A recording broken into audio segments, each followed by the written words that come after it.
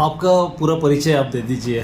देखिए, मैं एडवोकेट इनामुल हक, मैं Nagpur Bombay high court Nagpur bench में प्रैक्टिस करता हूँ, बट सुप्रीम कोर्ट भी मैं लेता हूँ अगर जो भी इंडिया से जो भी केसेस है, और सिविल, क्रिमिनल, फैमिली, रेवेन्यू सारे केसेस, सर्विस मैटर ये भी देखता हूँ सर। दोस्तों, मेरे साथ हैं हाई कोर्ट के वकील इनामुल हक साहब मेरे साथ मौजूद है। इस वक्त हम जानने की कोशिश करेंगे कि इस वक्त कानून व्यवस्था में किस तरह से चेंजेस आया हैं, और क्या रोशनी डालना चाहिए कि किस तरह से आज का जो कानून देखा जा रहा है। देखिए, मैं तो एक चीज़ आपसे कहना चाहूँगा। पहले तो जो क्राइम हो रहा है जी, तो उसके अंदर अगर ट्रांसपेरेंसी रहे, अगर पुलिस ने उसकी इन्वेस्टिगेशन प्रॉपर की तो जो आरोपी है उसको कभी सज़ा मिलेगी, और जिसने सही में कुछ नहीं किया है तो उसको बरी हो सकता है। ऐसा कुछ नहीं है, बट ट्रांसपेरेंसी रहना चाहिए और इन्वेस्टिगेशन प्रॉपर होना चाहिए। अभी हाल ही में एक फैसला आया है हाई कोर्ट का, ब्रांच का क्या ऑर्डर निकला, कैसे मुंबई हाई कोर्ट ने जो फैसला किया है उसके बारे में क्या जानकारी देना चाहते हैं? हाँ, जो आप मुझसे जानना चाह रहे हैं, अमरावती का जो एक इंसिडेंट हुआ था जिसमें जो प्रोटेस्टर है जो कमिश्नर के गेट के सामने धरना दे रहे थे, उसमें 1500 लोग से भी ज़्यादा लोग थे। तो उसमें क्या हुआ था कि कुछ अज्ञात लोग जो इस धरना प्रदर्शन में नहीं थे, उन्होंने बॉटल और पुलिस के ऊपर पथराव किया, पुलिस की गाड़ियों को नुकसान पहुंचाया। तो ये जो चीज़ें हैं ये गलत है। मैं तो ऐसे लोगों को बिल्कुल सज़ा मिलना चाहिए। और क्या होता है कि इसके अंदर जो जिसने नहीं किया कोई गुनाह, मगर उसको भी पुलिस पकड़ के उसको भी FIR के अंदर उसका नाम डाल देती, उसको भी जेल जाना पड़ता। तो आज बड़ा अच्छा high court, Bombay high court Nagpur bench ने बड़ा अच्छा फैसला दिया है कि उनको जिनका नाम FIR में डाला गया था, मैंने मेरे पक्षकार बजरंग रास्कर करके है और रविंद्र रायबोले जी, तो इनका भी नाम, जबकि ये पीसफुल प्रोडक्शन, ये कहाँ के थे ये लोग? ये अमरावती के पास का कुछ एरिया है, वहाँ अपने मांगों के लिए गए थे, मांग पूरी करने के लिए। वो चाह रहे थे कि CP से हम मिले और अपनी मांग पूरी करें।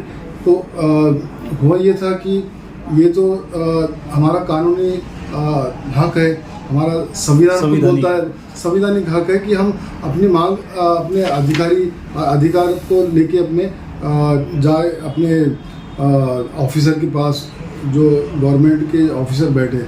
मगर होता क्या है कि जो दंगाइयाँ हैं तो वो लोग अपना काम कर देते हैं, वो पीसफुल बेगुनाह उसमें फंस जाते।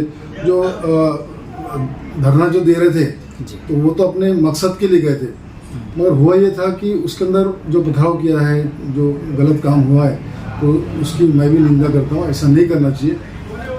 जिसमें गुनहगार तो चले जाता है मगर बेगुनाह वो फंस जाता है। तो इसमें एक जो ऑर्डर आज हुआ है उसमें उनको बेल मिली है, उसमें 25,000 रुपये की उनकी बेल बॉन्ड पे वो छोड़े गए हैं। पूरे 25 आरोपियों को छोड़ दिया गया है। हाँ, वो श्योरिटी के, हाँ, अभी जेल से उनको उनको तो उसकी ट्रायल तो वो करना ही पड़ेगा। तो ट्रायल में पता चलेगा कि वो आरोपी है, ये गुनहगार है, नहीं है, या जो भी है, वो तो ट्रायल का पार्ट है। ये केस आप देख रहे थे? हाँ जी, मैं हाई कोर्ट में जो बेल का मैटर मेरे पास आया था जी, और सेशन कोर्ट अमरावती से उनकी बेल रिजेक्ट हो गई थी। अच्छा, अब बात करते हैं अमरावती की। 11 मार्च 2024 को जो अमरावती में दंगा हुआ था, तो आपने बताया कि जिस तरह से मीडिया कर्मियों को भी एक निशाना बनाया गया था। पुलिस प्रशासन, पत्रकार, ये न्याय का एक चार स्तंभ होता है, न्याय, पुलिस प्रशासन और पत्रकार। तो उनको भी आरोपी बनाया गया था। एक अपने आप में बहुत बड़ी बात है, ये आश्चर्यजनक बात है। तो उसको कैसे देखते हैं? ये शर्म की बात है। अगर मीडिया कर्मी अगर ऐसे स्पॉट पे नहीं जाएंगे और ये कवरेज नहीं करेंगे तो जनता को क्या मालूम पड़ेगा कि क्या हो रहा है। तो ये बहुत शर्म की बात है और उनको अरेस्ट नहीं करना चाहिए। अगर उन्होंने बताया कि मैं मीडिया कर्मी से हूँ मैं न्यूज़ रिपोर्टर हूँ, तो उनको छोड़ देना चाहिए था। वो तो दंगाइया या दंगों में शामिल भी थे, तो वो तो कवरेज करने गए थे, तो उनको भी जेल की सलाखों के पीछे जाना पड़ा। ये शर्म की बात है, ऐसा नहीं होना चाहिए। अगर मीडिया के साथ ऐसा होगा तो फिर कवरेज कौन करेगा, फिर लोगों को पता कैसे चलेगा सही और गलत का जो है जानकारी ये मीडिया ही हमको देती है। तो आप भी मानते हैं कि पुलिस की कहीं ना कहीं ज्यादती हुई है पत्रकारों के साथ? हाँ, क्योंकि जब उन्होंने बताया है कि हम पत्रकार हैं, तो मेरे हिसाब से तो उनके साथ ये नाजायज़ चीज़ है, ऐसा नहीं होना चाहिए था। और क्या कहना चाहते हैं?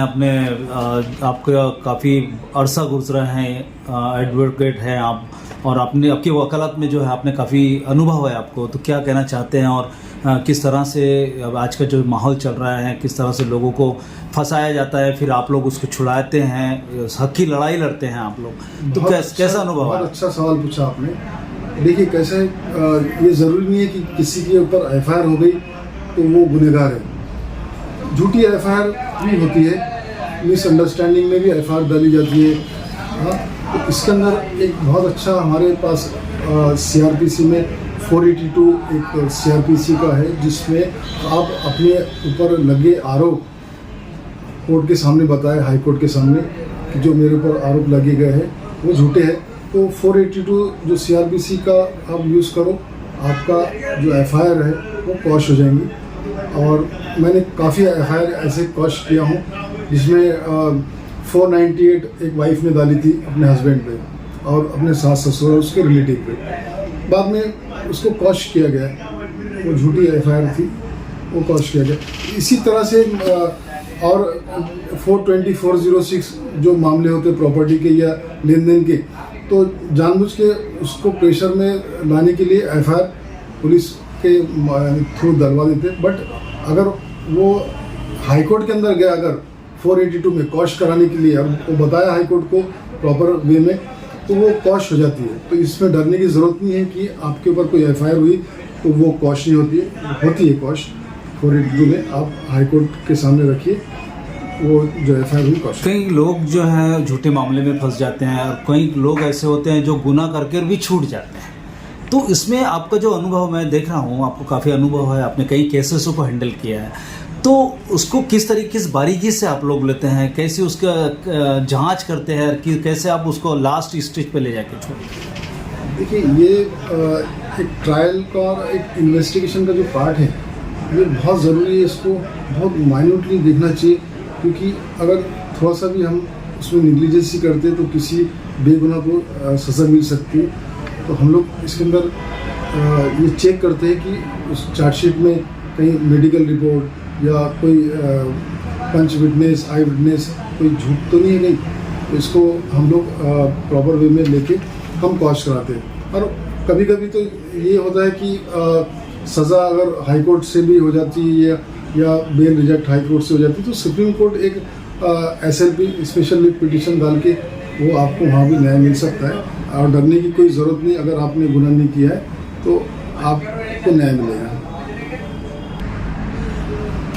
वकील साहब, मेरा आखिरी क्वेश्चन है आपसे कि आपकी इतने लंबे करियर में कहीं ऐसा कोई अनुभव रहा कि जो गरीब एकदम आपके पास में आया, उसके पास पैसे ना हो, और कहीं आपने उसकी मदद की है? क्योंकि वकील भी एक इंसान है, पहले बाद में वो वकील है। इंसान पहले इंसान होता है, बाद में वो पद पर होता है। तो आप इतने बड़े वकील तो हैं, आपका नाम है नागपुर शहर में, तो ऐसा कभी कोई अनुभव आपके नज़रों में या आपको याद आ रहा है? जी, अभी हाल ही में एक परवेश शेख करके वर्धा जेल में 5.5 साल से जेल में है, और उसका ट्रायल चल नहीं रहा है। तो उसकी माँ बेचारी कहीं तो बर्तन मांझती, क्या करती मुझे भी नहीं मालूम। तो वो आई मेरे पास, सर मेरे पास पैसे नहीं, जाने को पैसे नहीं है। तो मैंने बोला कि आपकी तो बेल हाई कोर्ट से रिजेक्ट हो गई है, और ठीक है आपके पास पैसे नहीं है, कोई बात नहीं। मैंने उनके एक जेल से वकालतनामा मंगाया और special leave petition supreme court में डाला मैंने। अभी रिसेंट में सुप्रीम कोर्ट में मैंने इशू नोटिस करवाया। तो मुझे 5.5 साल अगर वो जेल में रहता है, और वो मुझे ऐसा लगता है कि वो उसने गुनाह नहीं किया हो, हाँ, मगर उसके पैसे नहीं होने के कारण वो क्या वो जेल में रहेगा? तो इसीलिए मैंने उससे 1 रुपया नहीं लिया और मैंने उसका सुप्रीम कोर्ट में खुद मैं पर्सनली मैं उसका केस हैंडल कर रहा हूँ और मैं उसको न्याय दिला के अभी मैं इशू नोटिस किया हूँ पुलिस के मार्फत, तो वो उसमें न्याय मिलेगा और मुझे बहुत ज़्यादा खुशी मिलेगी। मैंने बस यही जो कमाया है ये मेरे लिए दौलत रहेगी। अगर मैं किसी को न्याय दिलाऊं और उसके अंदर वो 5.5 साल 6 साल से अंदर है और वो उसका जवान एक लड़का है और वो बाहर आ जाए, उसका पति नहीं है, तो ये सबसे बड़ी मेरी दौलत रहेगी अपने करियर में। आपका पूरा परिचय आप दे दीजिए। देखिए, मैं एडवोकेट इनामुल हक, मैं Nagpur Bombay high court Nagpur bench में प्रैक्टिस करता हूँ, बट सुप्रीम कोर्ट भी मैं लेता हूँ अगर जो भी इंडिया से जो भी केसेस है, और सिविल, क्रिमिनल, फैमिली, रेवेन्यू सारे केसेस, सर्विस मैटर ये भी देखता हूँ सर। बहुत बहुत शुक्रिया साहब, हमारे TNN 24 न्यूज़ चैनल से बात करने के लिए बहुत बहुत धन्यवाद आपका। थैंक यू, शुक्रिया।